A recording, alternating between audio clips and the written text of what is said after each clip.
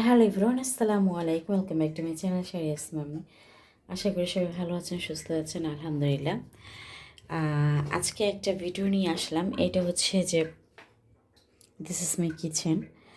তো এই যে শীতকালীন সবজিগুলো, এখানে হচ্ছে ধনিয়া পাতা আর হচ্ছে গ্রিন চিলি, এগুলো হচ্ছে অলওয়েজ পাওয়া যায়, তবে শীতকালে একটু বেশি ফ্রেশ থাকে। তো এটা হচ্ছে যে সংরক্ষণ পদ্ধতি।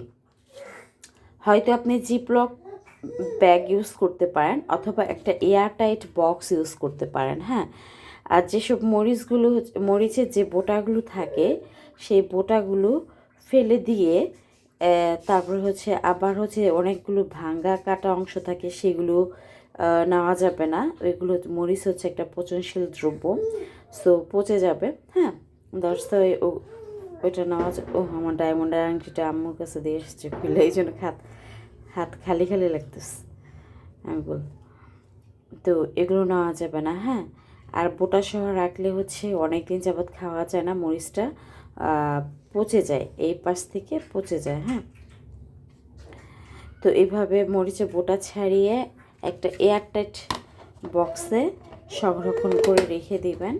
অনেক দিন পর্যন্ত নর্মাল ফ্রিজে রেখে খাওয়া যায়। হ্যাঁ, যেহেতু এটা ডিপ ফ্রিজে আমরা সংরক্ষণ করছি না, ডে বাই ডে আমাদের এভরিডে কাজগুলোতে এটা আমাদের একটা প্রয়োজনীয় উপকরণ।